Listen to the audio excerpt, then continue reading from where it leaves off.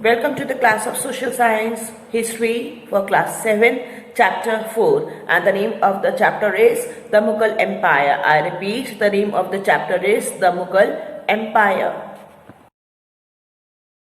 The Mughal Empire. The Mughal Empire was an empire that is a great territorial extent ruled most of the Indian subcontinent known as Hindustan. Mughal Empire was among those empires which actually made the almost whole of the India conquered, and they became the most powerful dynasty in the ancient history of India. It also parts of now in Afghanistan and Balochistan region. Okay, they all not only conquered the Indian subcontinent but also the regions apart from India. It was established in 1526, enjoyed expansion and consolidation until about 707, and survived even if in disastrously attended form.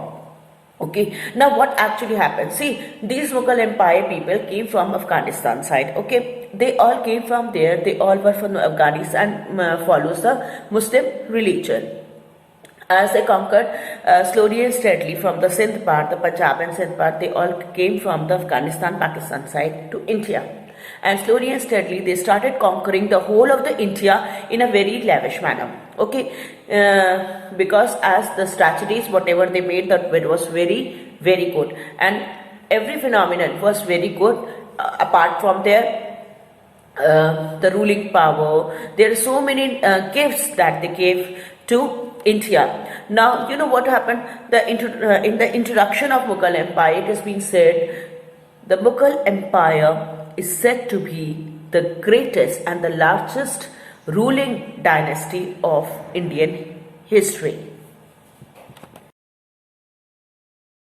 Now here, see and look at this map.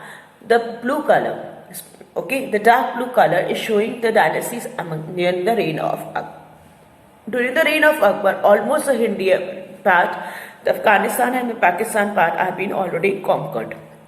Now, under the reign of Shah Jahan and Aurangzeb, it conquered almost the part of India. Okay, living on some southern region at the downside nearby the Indian Ocean and some part of the mountain ranges. Okay, that you all know that the mountain ranges cannot be conquered.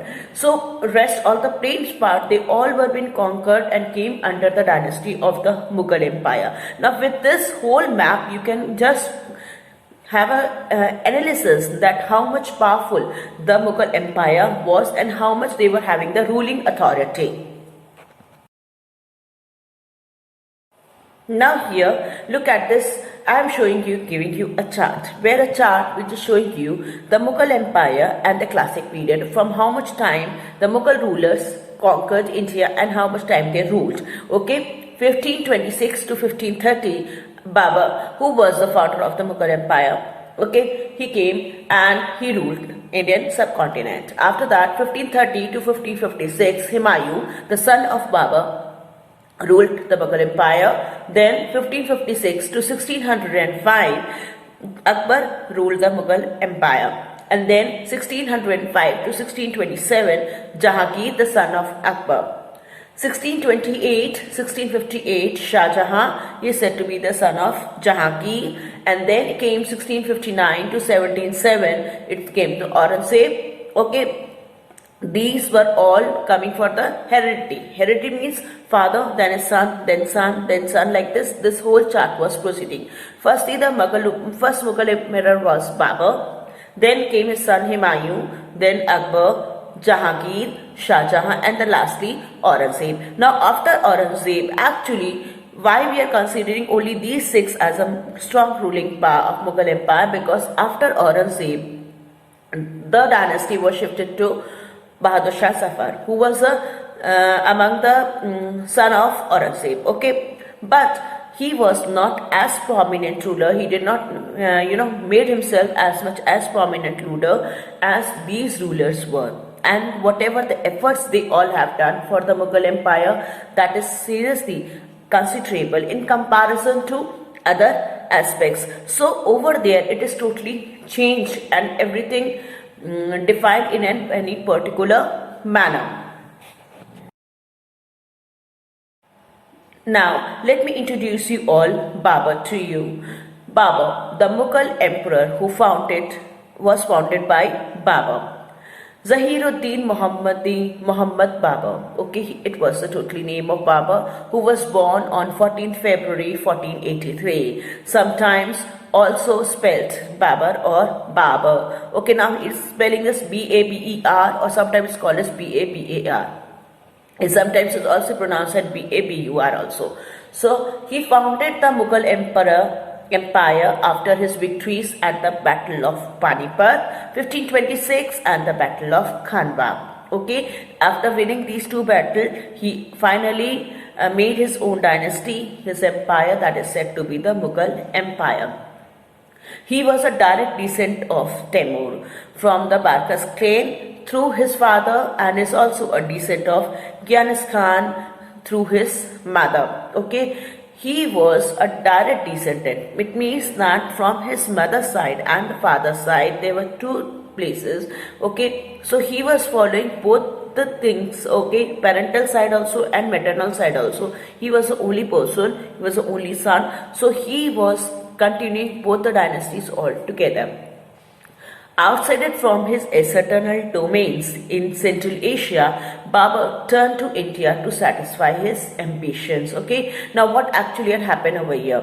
In the Central India, outside from the domains, coming from the outer side of India, Babur in India, instead of not being an Indian, being a foreigner country, belonging from a foreign country, just living a life of a foreigner, because the tradition and everything was very different in India. But Babur turned all the expectations fruitful of intents. Okay, he never denied or he never kept anything which is going to be hurt or dominate anyone. This was actually one of the major factor that why the Mughal emperor or empire said to be the largest, longest time dynasty.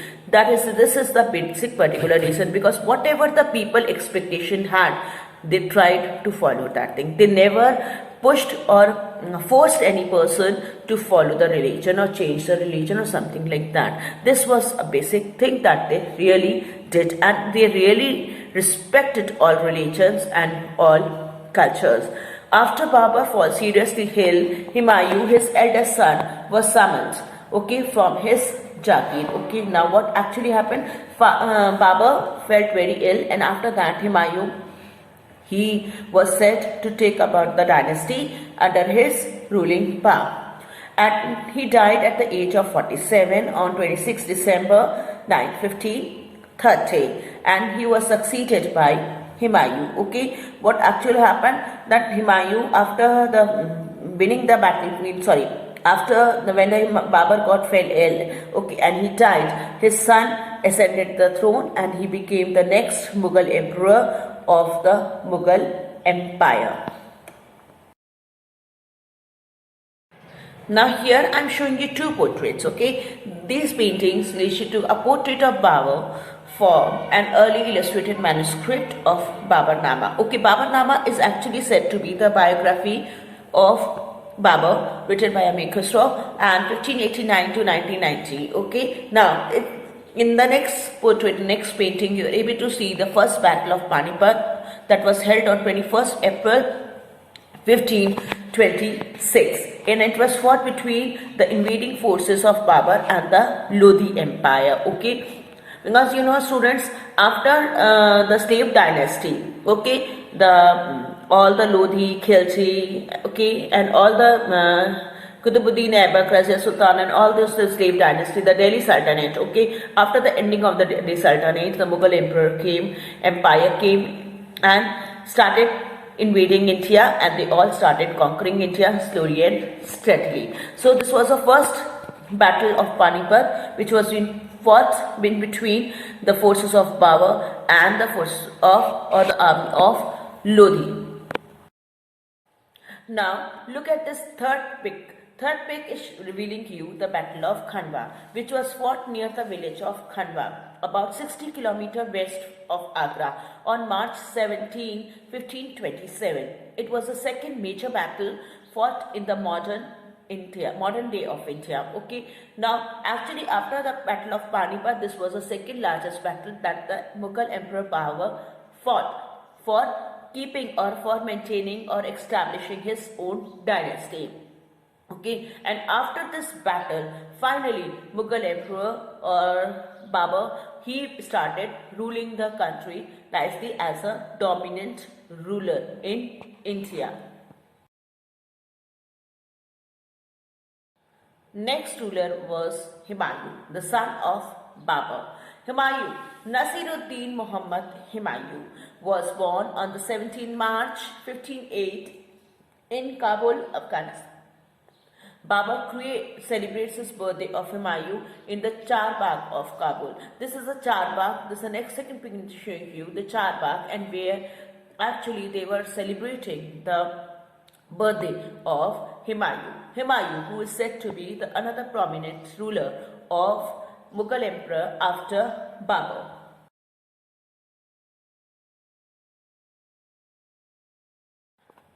Now, Humayun succeeded his father in 1539, as you all know that Babur fell ill. Okay, at the age of 46 he expired, and after his death, okay, sudden death, his son Humayun started ruling the Mughal Empire. As the ruler of the Mughal territories in India, at the age of 23, Humayun was an inexperienced ruler when he came to the power. Yes, obviously, because just as a very small age of 46, Babur expired because of illness. And at that time, Humayun, being the eldest son also, he was very small to rule such a great kingdom. So he was totally inexperienced. But still, he tried to manage each and everything. Sher Shah Suri defeated Humayun at Chausa in 1539 and at Kannauj in 1540 because Humayun was not such an experienced ruler. Expelling him from India, he threw him back. Okay, while wandering from one place to another, his son Akbar was born at Umrakote in 14th October 1542. Now, what actually happened over here? As Sher Shah Suri from the Suri dynasty, because Humayun was not an experienced ruler so much, so he was not able to follow or understand the strategies of a good ruler. So Sher Shah Suri defeated Humayun at Chausa in 1539 and at Kannauj also in 1540, and finally he threw him back to his own place, Afghanistan. Now, as he didn't went back to Afghanistan, but he was wandering from one place to another, and at the meantime only Akbar was born, okay, on October 14, 1542. Now, you know what? After 15 years of hard struggle and his, we can say his extraordinary work, his relishing his own strategies, okay, making his own powerful ruler, powerful army, and including that, making himself more experienced about understanding the political scenarios. So Humayun conquered the Punjab, Delhi and Agra, and he reoccupied the throne of Delhi after an interval of 15 years. Okay, Humayun slipped and fell down the stairs and fractured his skull. Okay, suddenly what happened? Actually, suddenly Humayun just slipped from the stairs and he fell down and he got the head injury. Then he was carried to the palace, but he died in January 26, 1556. Okay, in 1556 he died, and finally Akbar came into existence because Akbar was his son, and Akbar started ruling the Mughal Empire. Now, coming and let me introduce you all to Akbar. Who was Akbar? Abu al-Farad Jalaluddin Muhammad Akbar. This was the total name of Akbar. It's a nice name. Properly known as Akbar, literally the Great. He was born on 14th October 1542, also known as Akbar the Great or only Akbar. He was the Mughal Empire from 1556 until his death.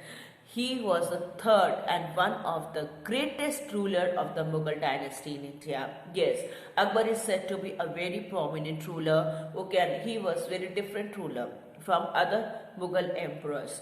In 1556, Humayun died just months after retaking Delhi. Okay, as they took Delhi, suddenly, very soon, within months only, Humayun died.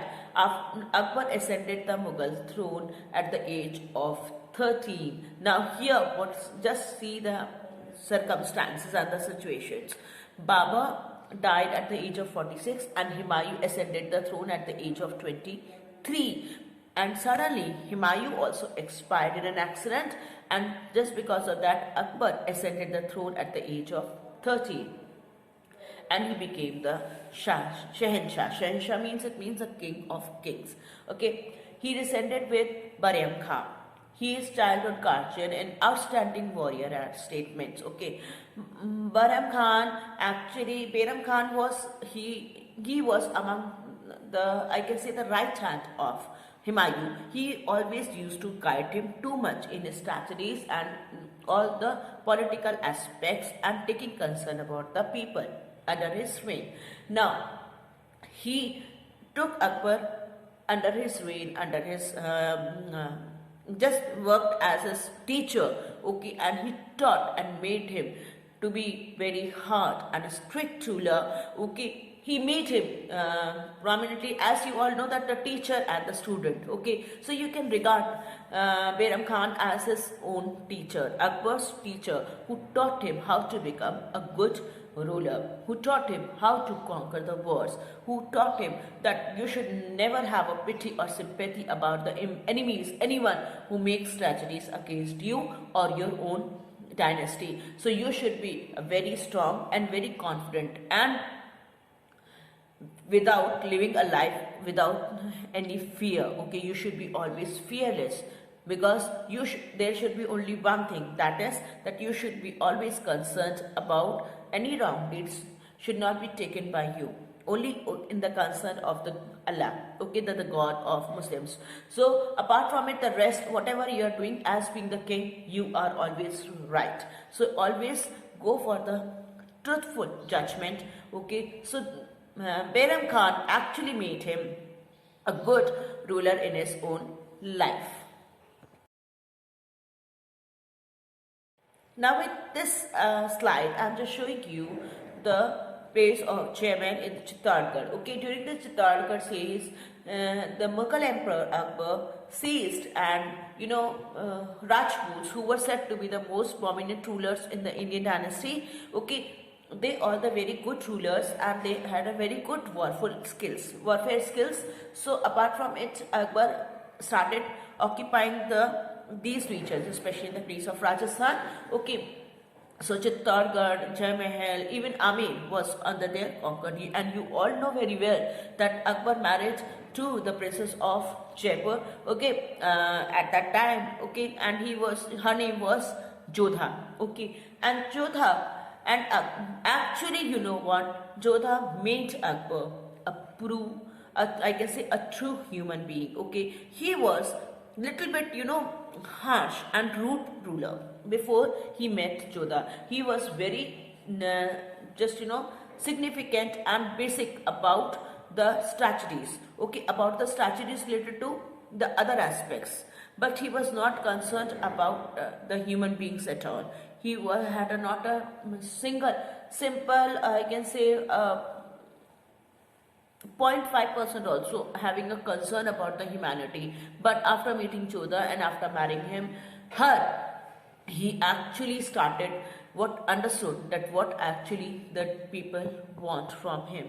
And as he started changing himself slowly and steadily, becoming a good, polite, humble, good ruler, the people started loving him very much, and he became the more and more powerful as he was earlier. Before he was totally changed. Now he knew the meaning of love also. Now he knew the meaning of humanity also, and sincerity about our responsibilities towards his own people of his own kingdom. That made Akbar more good and a prominent ruler of the Mughal dynasty.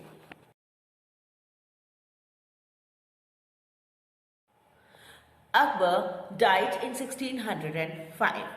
Some sources say that Akbar became fatally ill with dysentery, while others cite a possible poisoning. Okay, some people say that Akbar died just because of the dysentery problem, some stomachache problem, but some says that he was actually being poisoned. Okay, likely traced on Akbar's sons Jahangir. Usually the people are saying just because of Jahangir Akbar died. Many favourite Jahangir's eldest son Khusro to succeed Akbar as emperor.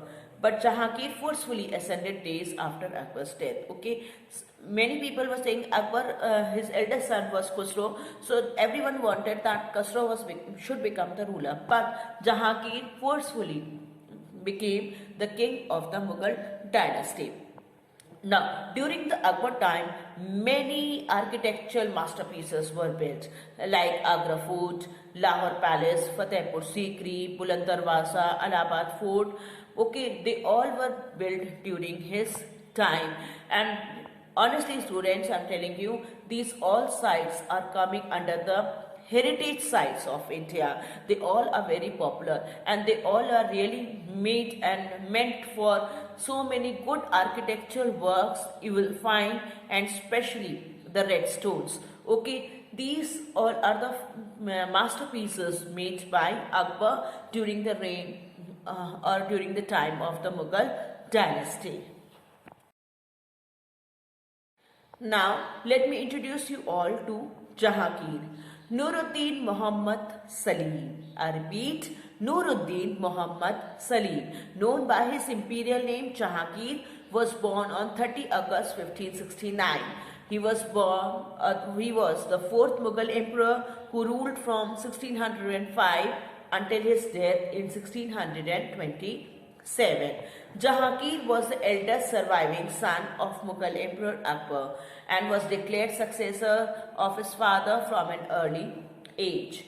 Jahangir was married to Shah Begum, a princess from Amer, who killed herself in 1605 out of shame at a rebellion of her son Prince Khusro. Okay, now there are so many, puzzles are here related to the son and related to the notification of the next prince, or you can say Akbar's sons especially. Some people say that Khusro was the first son of Akbar and Jahangir forcefully ascended the throne, as I told you earlier. But some people also say that Khusro was actually the prince of Jahangir.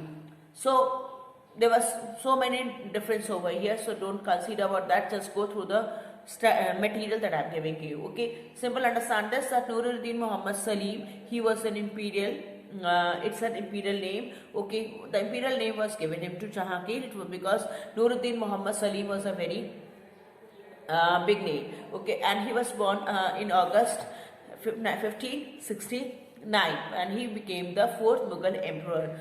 Fine. Now, Jahangir was also as much as a type of Akbar, but he was prominently interested in the architectural work. Okay, he was a good ruler, no doubt, but he was also a good architecture work. Okay, he had a very creative mind and he always tried to do or make so many buildings that he made under his reign, just because that he was highly interested in the architectural work and his interest in the paintings and his interest in the, I can say, in the mineral painting. Okay, that was miniature paintings, that was something very different which came into existence during the Mughal reign.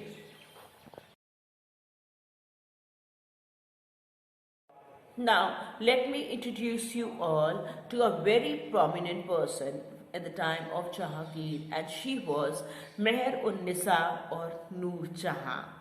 Occupies an important place in the history of Jahangir. She was the widow of a rebel officer, Sher Afghan of Mughals. She was very beautiful and a strong woman. She soon became Jahangir's favorite queen and assumed the title of Noor Jahan, means the light of the world. Noor Jahan herself came to exercise considerable influence over her husband, and Jahangir is said to have reeled heavily on her advice. It means Noor Jahan, she was a very good lady. Okay, she never tried to make Jahangir to go for any wrong way, and whatever the advices she used to give to Jahangir was really very remarkable. And Jahangir, that's why, always tried to listen and follow the instructions of Noor Jahan.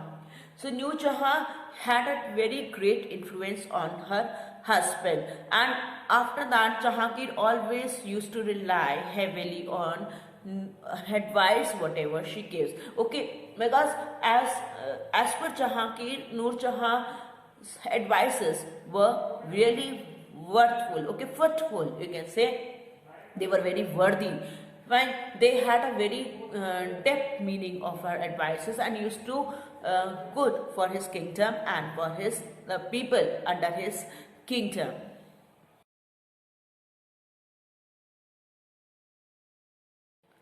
Next, coming to Shah Jahan. Shah Jahan. Shahabuddin Muhammad Shah Jahan. Shah Jahan was born on 5th January 1594. He was the 5th Mughal Emperor of India. He was known as Shah Jahan I. Shah Jahan assumed the Mughal throne on 24th January 1628 in Agra, a few days after the death of Jahangir. Shah Jahan had left behind an extraordinary architectural legacy. It was in his command that the Taj Mahal was built in Agra in the memory of his favorite wife Mumtaz Mahal. Shah Jahan, Shahabuddin Muhammad Shah Jahan. He was also among the great rulers of Mughal dynasty. He was not so much as prominent, I can say, the good rulers regarding as his great grandfather, it means Akbar was. But still, he was a good ruler, and especially his focus was same as his father. It means for architectural work, and many of the forts in India are being made by Shah Jahan during the Mughal emperor, and among those is the best one, the Taj Mahal. Taj Mahal, which is situated in Agra on the river bank of Yamuna, and that was made actually in the memory of his loving wife Mumtaz Mahal, whom he really loved a lot. Okay, and it is said right now, at presently, actually, it has been said that when Shah Jahan was at his last stage, okay, when he was very old and weak, he used to, there was another fort which is very nearby situated to Taj Mahal, and he used to view out the Taj Mahal very nicely and always, okay, by remembering his wife, okay, and he loved his wife a lot, and for just showing her love and concern for his wife, this love architecture building means Taj Mahal was made, and which is among the 7 wonders of the world. And I hope you all have visited Taj Mahal. If not, just go and visit it, and just try to find out the fine work that the people have done while doing the or constructing that building. Okay, now Shah Jahan assumed the Mughal throne on 24 January 1628 in Agra, a few days after the death of Jahangir.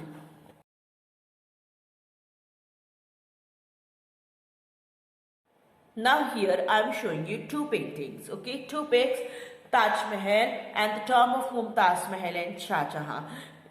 Taj Mahal, this actually what the Taj Mahal, I hope so you have seen so many pics of Taj Mahal, okay, and these are the actually the inside view where the higher portion, the higher bench, okay, it's a bigger one is for the Shah Jahan, and the lowest one was Mumtaz Mahal, because he always wanted that he always wants to remain close by to his wife even after his death. So he was buried over here only, and the tomb was made.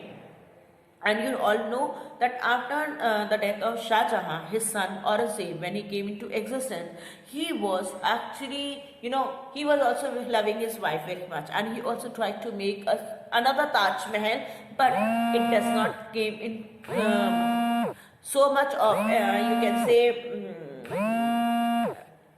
I can say that so much of good methodology, it is so much of good architecture he was unable to do as Shah Jahan was able to do. Okay, Aurangzeb eventually trumped in the succession struggle by mythology, eliminating his brothers. Okay, after the death of Shah Jahan, there were 3 to 4 brothers Aurangzeb had. Okay, and so his succession struggle was, he was trying to forcefully, he tried to make his accession of Mughal Empire. Aurangzeb captured the son Shah Jahan, okay, on 8 June 1658, and he had made Kheled at Agra fort, okay, and from where the old emperor could look wistfully at the glorious Taj. Okay, I said you all, there's another fort which was very close by to the Taj Mahal, and he always used to view out that the whole Taj Mahal from there only till his own death. Shah Jahan died in the captivity on 22nd Jan 1666, aged 72. Okay, at the age of 72, Shah Jahan died finally, and Aurangzeb ascended the throne.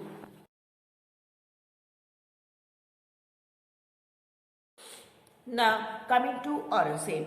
Aurangzeb, the Emperor Shah Jahan's sixth son, was born on 24th October 1618 at Dohat in Madhya Pradesh, and he wrested India's crown from his father before the end of June 1658, before his death, defeating his brother Prince Dara Shah armies. Okay, Dara Shah, who was actually the ruling power from 1615 to 18, the eldest son of Shah Jahan, and he was resident at Shah Jahan's court as the designated heir. Okay, and he was being authorized to become the king of next after the death of Shah Jahan, but Aurangzeb ascended the throne and defeated his army. Shuja was the governor of Bengal, Bihar, and Odisha. Aurangzeb governed the Deccan, and Murad was the governor of Gujarat and Malwa. Okay, so here he was having 4 sons, Dara Shikoh, Shuja, Aurangzeb, and Murad. Now, Dara Shah was being said to be the next ruler of Mughal Empire because being the eldest son.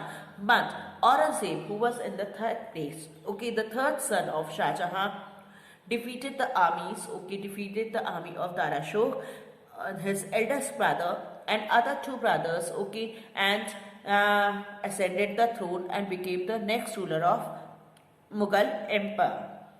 Aurangzeb took his own father prisoner. Okay, Shuja's army was routed in the battle. Murad was lured into a false agreement and taken a prisoner.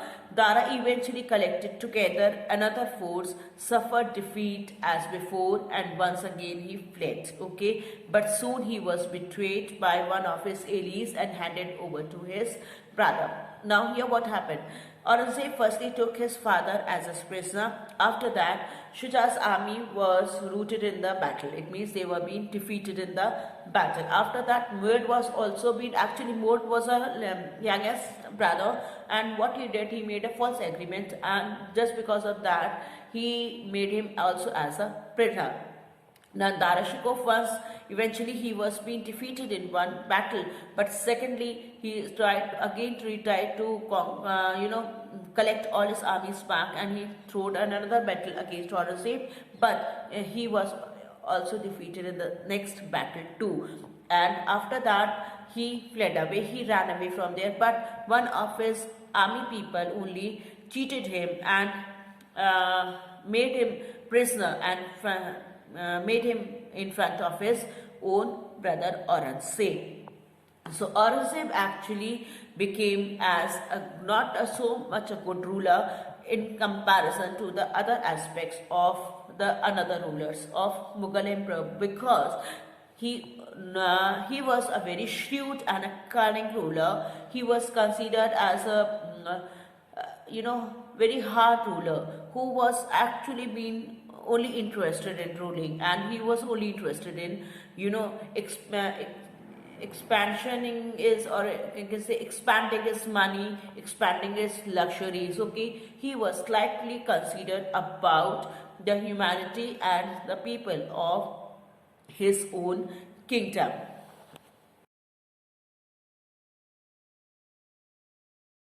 Now, let me introduce to Bahadur Shah Zafar II. Mirza Abu Zafar Sirajuddin Muhammad Bahadur Shah Zafar also known as Bahadur Shah Zafar, was born on 24 October 1775 in Delhi. Bahadur Shah Zafar was the last Mughal emperor and a member of Timurud dynasty. He was the son of Akbar II and Lalbai, a Hindu Rajput. He became the Mughal emperor when his father died on 28th of September 1837. Following his involvement in the Indian Rebellion of 1856, the British tried and then expelled him from Delhi and sent him to Rangoon in British-controlled Burma. He died on November 7, 1862 AD, Rangoon, British India, now in Burma. Okay, now Bahadur Shah Zafar, or we can say Mirza Abu Zafar Sirajuddin Muhammad Bahadur Shah Zafar. The short name is Bahadur Shah Zafar, who was born on 24th October 1775 in Delhi. Okay, he was the last Mughal ruler and he became ruler in the age of during the reign of the last Mughal ruler who ascended the throne nearby the time when the East India Company came into India to invade. Okay, he was actually involvement in the Indian Rebellion of 1857. Yes, you all know the 1857, the first war which was against the Indians and the Indian soldiers and the East India Company. Okay, they all came and they tried, because Bahadur Shah Zafar actually was not a prominent and a strong ruler as the earlier Mughal emperor was. So he was actually always used to have a very sympathy and a very soft-hearted heart, and he always concerned about his own luxury first of all, and so he always used to listen and follow what other the courtier peoples were saying. If they say yes, so he say yes. So he was not utilizing his own mind so much that by which he can make his enemies far away from his dynasty. This was the basic, I can say the weak point of this Mughal ruler. Okay, so what finally happened? The British tried and exiled him from Delhi. Okay, and he made him as a prisoner and sent him to Rangoon, which was under the control of British Empire during that time, which is in Burma. Okay, and he died on 7th November 1862 AD, Rangoon, now which is in Burma. So Bahadur Shah Zafar too was not a good ruler too much as a prominent ruler of other Mughal dynasty. And after the death of Bahadur Shah Zafar too, the Mughal dynasty came to an end, and finally the East India Company started ruling the Indian subcontinent and Indian dynasty.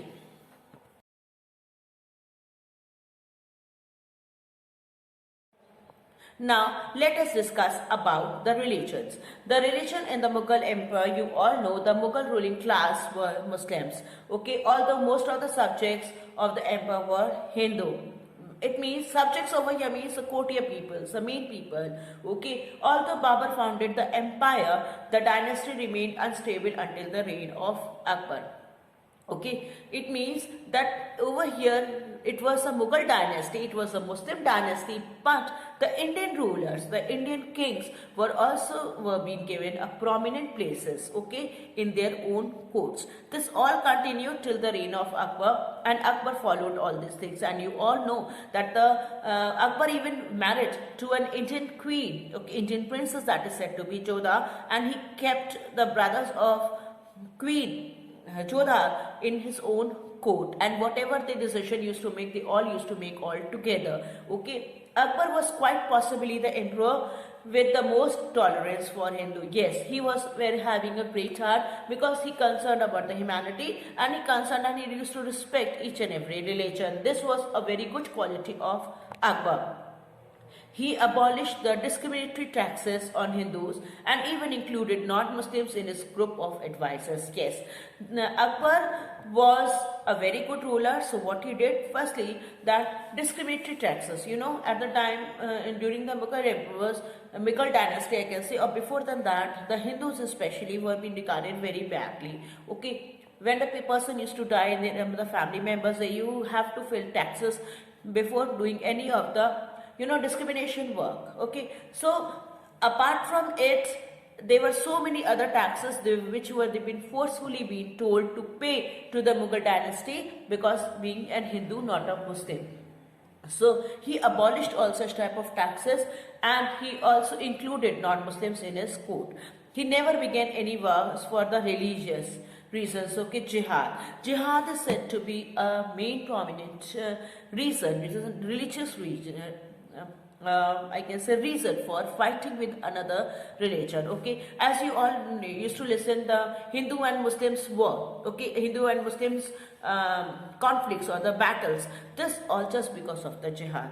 And you know students, one thing I want to tell you with this jihad word, that the terrorists, all the terrorists which used to attack India, okay, which used to attack the Indians from the Pakistan or any other country, they all used to follow only these things, because they are being told that this is not any personal war, this is a war for jihad, where they wanted that you Muslim community, they have been told and taught that Muslim community are being regarded as a minor community, okay, they are not being regarded as a good in or seeking in with the good eyes, they are very they are coming with the untouchables or something like that. So you have to fight for that, and you have to make the Muslim community at the top of the level, and the people should be afraid of it.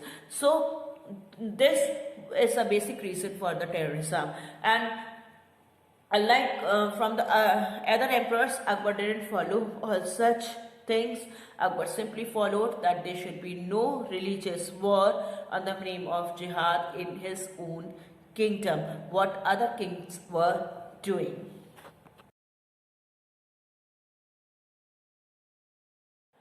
Continuing with the religion, he invited the Hindus, Muslims and many others to come debate at his place for the entertainment purposes. Yes, he included all the traditions, all the cultures from all over India, whatever he can do, and he always tried to motivate those people. Then in 1581, he created the Divine Faith, a mixture of his own ideas and those from the debates. Okay. He always used to organize such and cultural activities regarding the debates, quiz, some speeches or something like that, where the people are being told from other religions also to express their view. And he used to listen everyone very considerately and try to follow whatever the good points he can gain from there. Akbar's bold attempts on religious reform encouraged many Hindus to believe that they could live in peace with their conquerors. Yes, students, before marrying Jodha also, it was been said that Muslims are being considered as a very bad community, because these emperors are not good, because they don't have a good belief or had a respect towards the women especially. So after this, and other religions also, because they think that they are the superiors. Now here, whatever the Akbar did in this field, it becomes a good attempt for all other people. Okay, they had a full trust, okay, and believe that yes, under the Muslim community, under the Muslim empire, under the Mughal empire, they can live very peacefully and nicely, following their own culture, enjoying their old traditions and culture.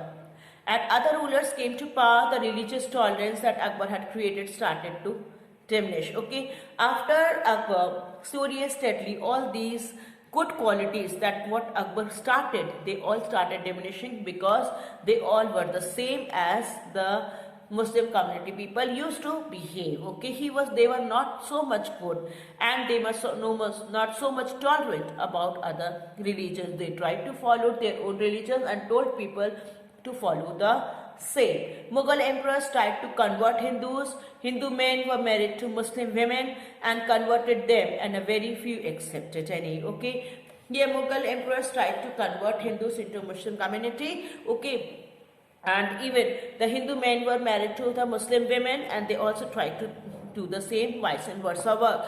Some people accepted, but many of the people denied to do so.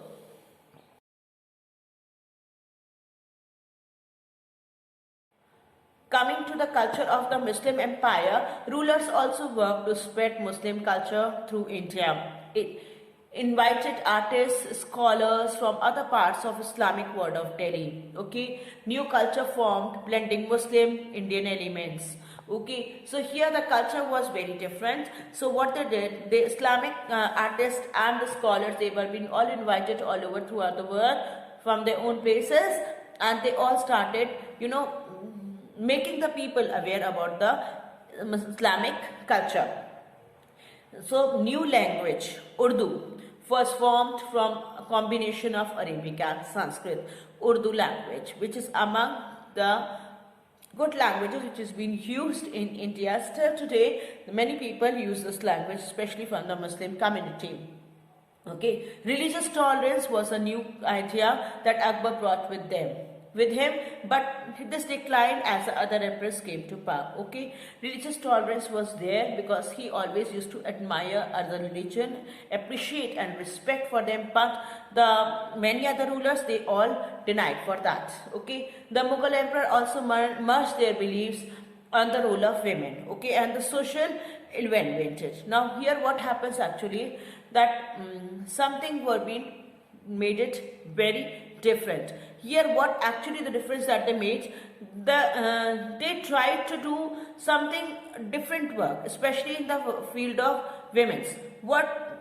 They tried to do the work, they tried to do the work that they were not respecting the women's at all. Okay, they were not being given a good place, and social classes also in the daily Indian life. Okay, the women were being told to stay back at the home. They were being not good tolerated by the male people, and including that they have been not told to go out nicely. Now other social groups were also being differentiated, discriminated from each other. This was also being done during the reign of Mughal Empire.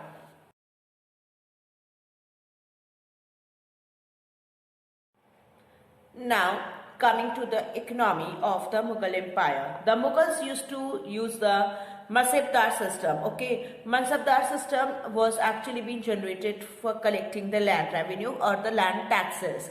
The emperor would grant revenue rights to the Mansabdar in charge for promises of soldiers in the wartime.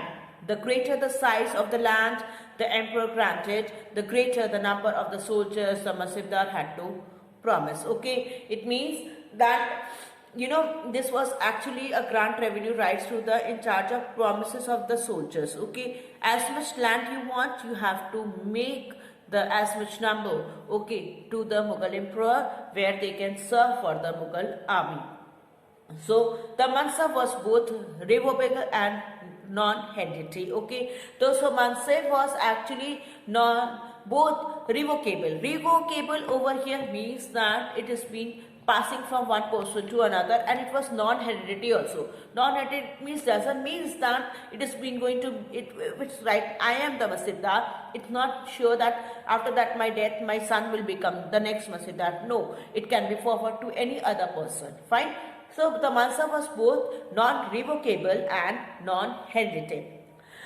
This gave a center of fairly large degree of control over the Mansabdar. Yes, over there they were able to control the people very nicely, because every person, whoever tried to or want land for any of the work, for the field work, for the agriculture purposes, obviously the emperor was able to control all the people, whoever, because you all know that the agriculture was among the main occupation of that time also. So the people were basically depending on the agriculture. So this gave a center, a very large degree to control over the Mansabdar. Continuing with the economy, the Indian economy boomed under the Mughals because of the creation of a road system and a uniform currency. Yes, during the Mughal emperor, two things, mostly good thing happened. That was the recreation of the road system, that good roads were being made, and a uniform currency. It means some particular currency, as we are using right now, we are using the currency, the notes. Okay, at that time also the uniform currency were being made together with the unification of the country. It means making the country all together. It has to be generated throughout the country, and the people have to follow it. Cities and towns, they all boomed under the Mughals, and so usually, however, all the economy, whatever they did, usually being focused on their military and the political centers. Okay, not for the manufacturing and commerce center. Okay, they were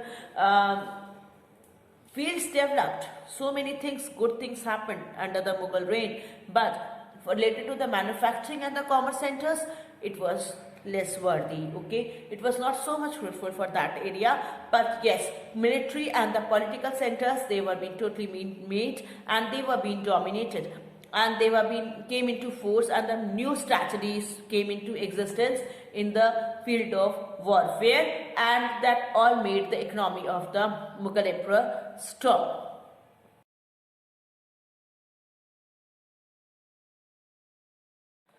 Coming to the social and the cultural aspect, the Mughal control of India impacted the society in the several large ways. Religious tolerance was a new idea that Akbar brought with him, but again it was being declined by the other emperors of the Mughal Empire. He also appreciated the arts and the broad Islamic and the Persian perspective at the artwork. Okay, several qualities, several things you can view out when you go to the heritage sites created by under the reign of Mughal Empire, that the works whatever they've done, and so many things are being written, okay, edicts on the pillars, on the stones made by the Mughal Empire. The Mughal Empire also merged their beliefs as the role of women and social classes into daily Indian life. Yes, this also merged over there because they all started, behaving, or I can say loving women. Okay, they tried to make the respect in the social events. Usually it was not been done under the Mughal reign, but after the during the reign of Akbar, yes, it started, because women were not considered so good before that, but after during the reign of Akbar especially, it happened. He started making people that you should respect women. Women also have some dignity, they also have some respect, and they also have some social class. So you can not make these women in like a purpose of things to be played off, or any other toys which you can utilize and you can throw it out from your life like this. So this what actually happened during the reign of Akbar, and yes, to much extent it was being continued in with the other rulers also of the Mughal Empire, like Shah Jahan, Jahangir. Okay, but it was very less being considered in the reign of Aurangzeb. But yes, he tried to maintain that the same dignity of the women under his reign too.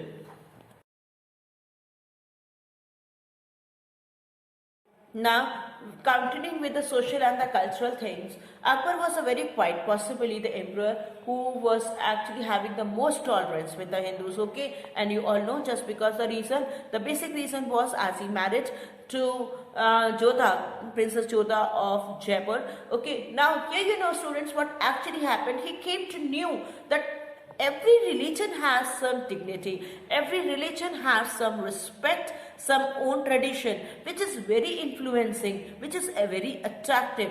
If you really, one book we are reading, and we are continuously reading only one book, okay, and over there we find it bored after some time, okay, we want something good, something extraordinary. So for that, what we can do, we can go for another book, and when we read another book, we try to get the knowledge about that new book also, the content also of that new book, where something may be very interesting, which make you flourish, you make you refresh when you ever do something. So this what actually Akbar thought. Akbar took that and just thought that every religion is having some good quality, and if we mix up all that, what happens, it is going to be life filled with colors, okay, just like as a holy colors. He abolished the discriminatory taxes on Hindus, and he even included the non-Muslim group of advisors, okay. He never began any wars on the name of jihad, okay. Akbar was angry with the religious situation. Yes, he always used to be very angry because the people, or the Muslim empire, emperors, or the Muslim community people, mostly during his reign also, the people under his own court, okay, they used to discriminate the Hindu women with the Muslim women. He did not see the need of clashing the religions at all. He did not wanted that never any person, women or men, should be mistreated just because on the basis of religion. Instead, he invited the Hindus, Muslims, and many others to come on debate at the place for the entertainment purposes. So he always wanted to make all the cultures, all the things together. Okay, so for that, whatever he tried to make, he was able to do. Then in 1581, he created the divine faith, a mixture of his own ideas and those from the Tibetan. Okay, this was a very creative work that Akbar started, and this actually made the whole of the tradition come together, all the religions come together and enjoy and have a fruitful life.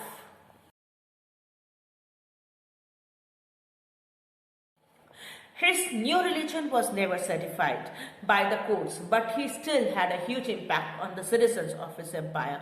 Many people of his own court didn't like all these things what Akbar was doing. Did he has gone mad? Why he is doing like this? We are the Mughal people. We have some own dignity. Why we are making these Indians or this Hindu community mix with us? But Akbar never thought about all these things. He tried to do whatever was right. Okay, whether you like or you don't like. And just because of this thinking, what made the citizens of his own kingdom started loving him very nicely, and they were having a full trust, and whatever the king, whatever the Akbar will do will always be right. Akbar's bold attempts at religious reform encouraged many Hindus to believe they could live in peace with their conquerors. So especially at the fear fights, we can say, or dominating fights, that yes, we have to make this Mughal emperor out of India. This also stopped. Why this also stopped? Because emperors of Hindu community also started believing, yes, as this ruler he is a good ruler. He loves people. He loves all community. So we can live very peacefully. Doesn't matter who is the king, but yes, we are safe and secure. However, as other rulers came to power, the religious tolerance that Akbar started, they all started diminishing from the world. Mughal emperors tried to convert Hindus. Hindu men were married to Muslim women and converted them. And very few accepted the religions beside their own. Okay, very less people accepted this, that yes, we can leave Muslim community and become Muslim. But many of the people denied to do so. You know what? Even when Akbar married to Jodha, the main condition was we made that she is not going to be told to change her religion, and this what Akbar decided that and allowed her that yes, you are being allowed to continue your own religion. You are not being told to change up your religion as you are married to a Muslim person. Okay, but after his death and after his reign, all other Muslim rulers, they all started doing the same activity what other Mughal rulers were doing, not Akbar. Okay, they were marrying to the Hindu community women and telling them, or forcefully telling them to change their religion and converting from Hindus to Muslim community.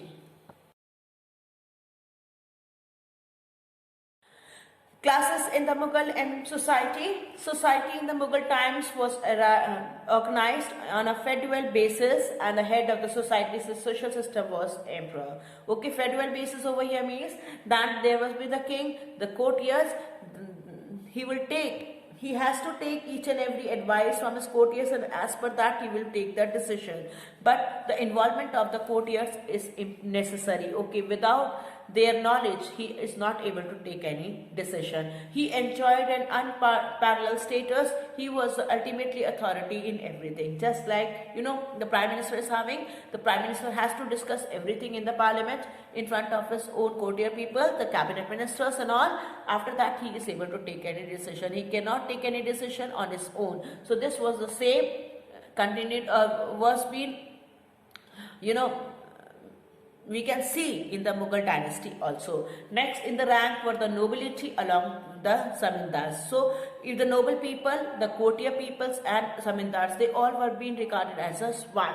The Mughal nobles monopolized most of the jobs in the country. Yes, this actually happened. The Mughal nobles, the Mughal people, the good authority, all the higher level status or the higher level positions were being given to the Mughal nobles. Usually it was being given, but not in the reign of Akbar. Akbar gave each and every position as per their own skills and their own knowledge in that same field. Socially and economically, the Mughal nobility formed a privileged class. There were men of every type and nationality among the Mughal nobles. Clan or family links were the most important consideration of recruitment and admission to the aristocratic classes of the society. Yes, this was a basic thing, that over there family links and clan, it means, see, hereditary process. Firstly we can say the hereditary process, just I am the prime minister, after my death my son will become the next prime minister. This was actually being considered over there. Even for other ministers also the same thing, that after my death my son will take this same position. This was being seen in the Mughal dynasty. Zamindars or the Sheftians also constituted the nobility. Okay, all the chief people and the zamindars, they were also considered as a good and a reputed people. They had their own armed forces and generally lived in forts or grihas, which was both a palace or place of refuge and a status symbol. Okay, so they also having their own forts, small forts, and they were also having a very small army for their own protection. There were a large class of merchants and traders.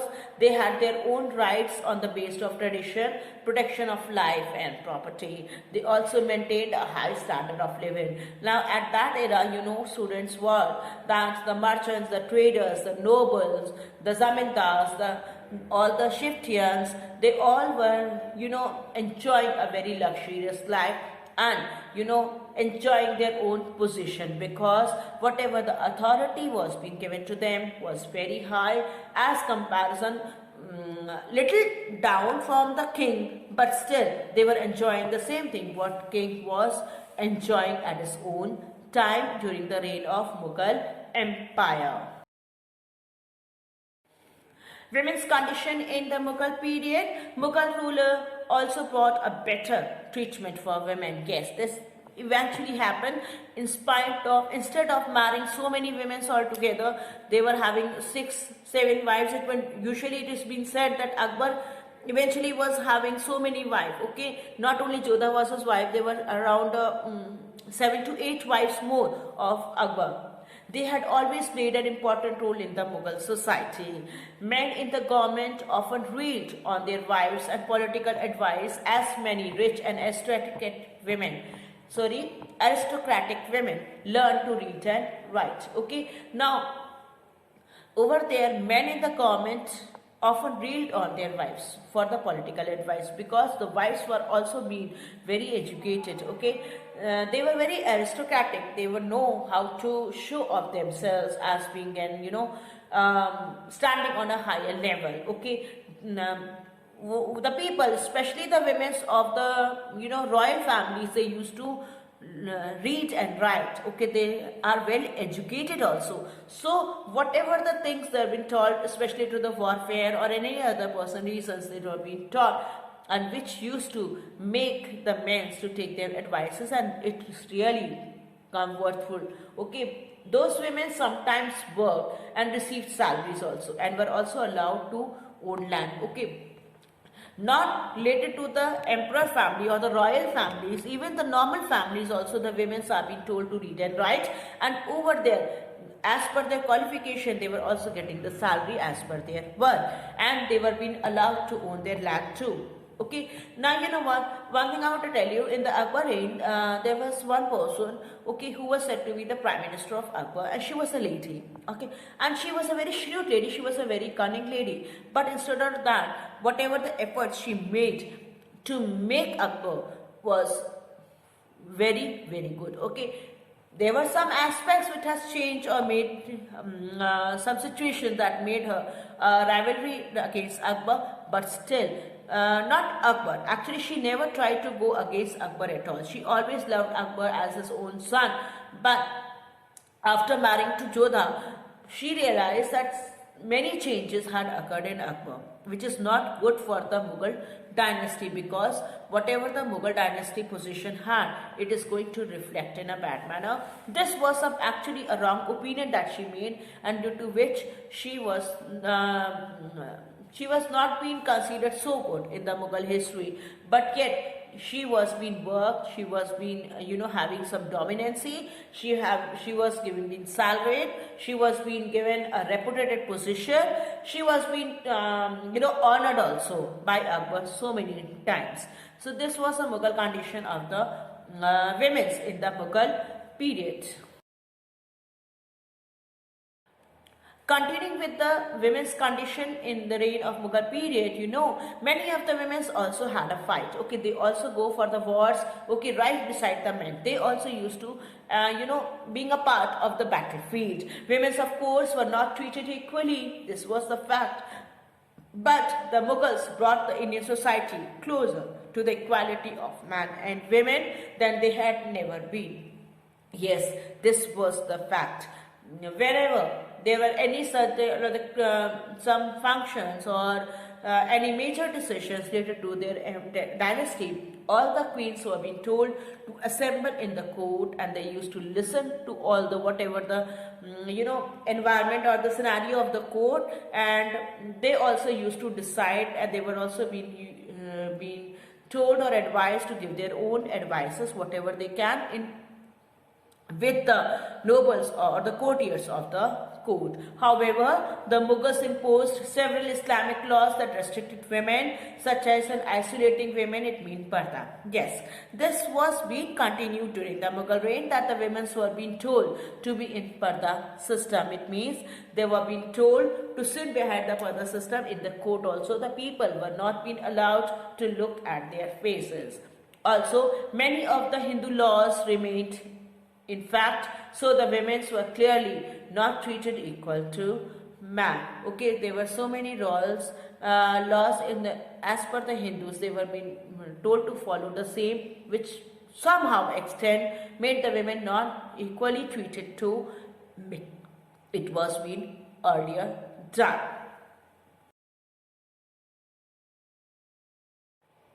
Art in the Mughal Empire. Akbar brought his love of the arts with India to him.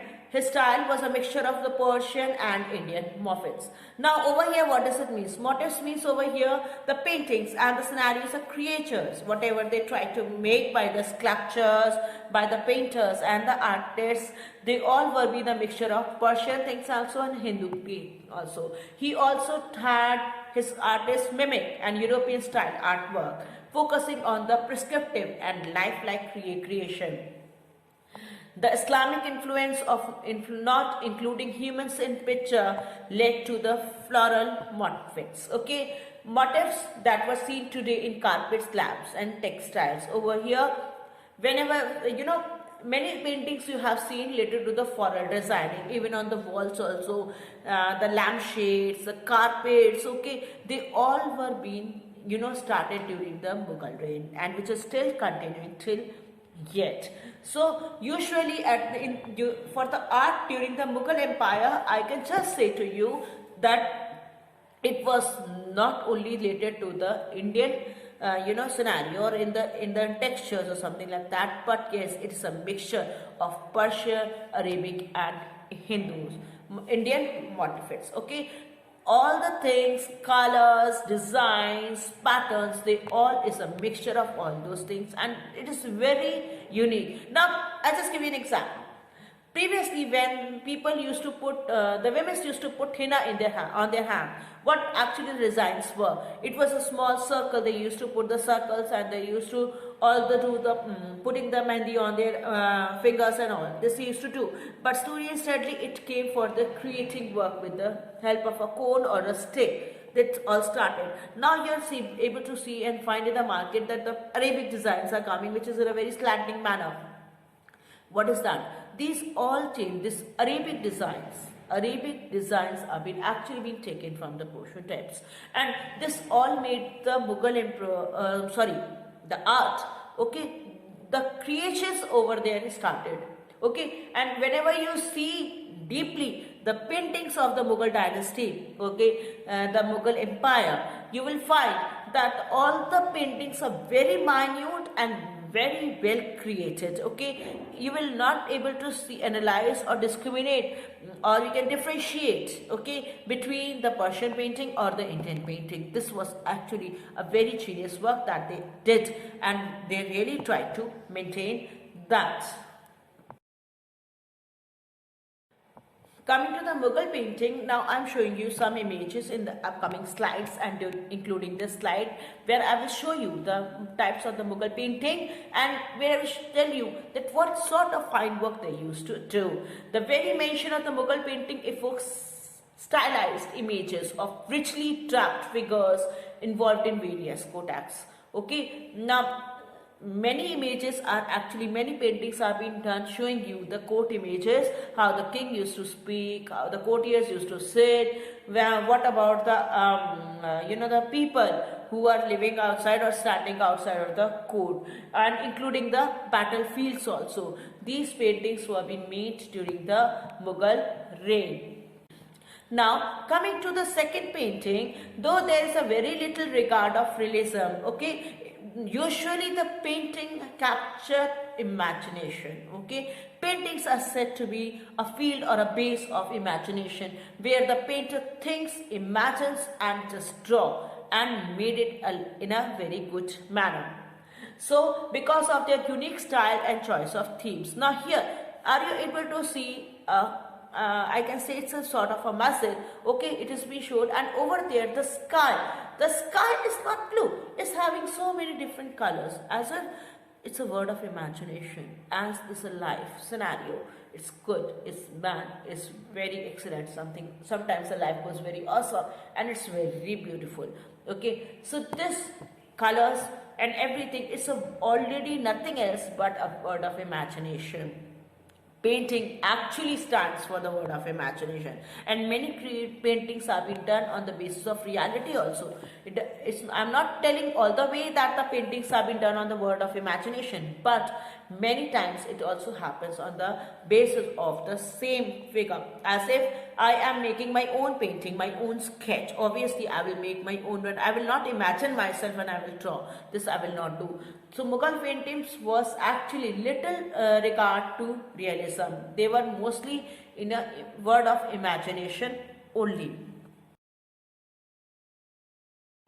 Continuing with the Mughal paintings, a blend of Indian and the Persian style, yes, you can analyze and view in the paintings of the Mughal Empire. These paintings depicted various themes. Okay, they were not only regarded only one theme, particular theme, but there were several themes that they used to think and analyze, and after that they used to draw their paintings. From scenes of the Mughal court to the lovers in intimate positions, the themes were both informative and provocative. Okay, here all the whatever the themes they used to make, from the Mughal courts to the lovers. Okay, making a painting of Shah Jahan, Mumtaz Mahal, okay, Jahangir or Noor Jahan, something like that. So all these paintings were actually giving you some information, revealing you something, okay, and they were in highly in a descriptive form. Whenever you used to study or used to view out those paintings, you will try to find out that such a lot of description it is being given there, and in a very precise manner, in a very small manner. This was actually a very good quality of the Mughal painting, and especially the miniature paintings, where a very minute and a fine work are being done in the painting, and whenever you used to view out those things, it used to resemble have a very good impact on the viewer. Coming to the architecture work of during the Mughal reign, the love of beauty that the Mughals had was also being seen in their architecture. Yes, this was a fact actually. They were very lovable people. They used to love the architecture, they used to love people, and whatever the love they used to carry in their heart, they used to reveal it from the people in the form of paintings and architecture. The beautiful Taj Mahal was built in 1632, which is said to be a monument of love. okay, under the rule of Shah Jahan in the memory of his wife Mumtaz Mahal. The architecture of this building combined Persian and Islamic style and is considered constructed on sandstone and white marble. It is obvious that the Mughals treated precious stones. Yes, this was a genuine thing and a fact thing of Mughal emperor. Yes, very minute, and the precious stones are being coming in, came under their reign, because the interior of the Taj Mahal and of other amazing creations inlaid with geometric patterns of beautiful black and colored stone, gold and other valuable stones. Okay, they never considered a very normal size stones or normal any images or something like that. They always used a very good quality and a very reputed, or you can say some royal impact. Every building is giving you a very royal impact. Lal Killa, the Red Fort, is another breathtaking structure built in 1639 by Shah Jahan. This building was constructed of red sandstone and the interior was all gold, silver, white marble and other various stones. Yes, so Lal Killa and Red Fort was also came under the reign of Shah Jahan, which was being constructed, and they all were being regarded as the most valuable Indian heritage or world heritage in the whole world, where several people around the whole world come to India and visit these places. This was overall all I can say the story or the knowledge of about the Mughal Empire. The Mughal Empire, which is said to be the most important empire in the Indian history and the most dominated and a dynasty which conquered India for a longer period of time, and it had a great impact and would make India more good and more perfect. Okay, this was being made, this was what actually the Mughal Empire was. So read the chapter properly. Okay, try to consolidate all the things, and thank you for watching this video. Have a great day ahead.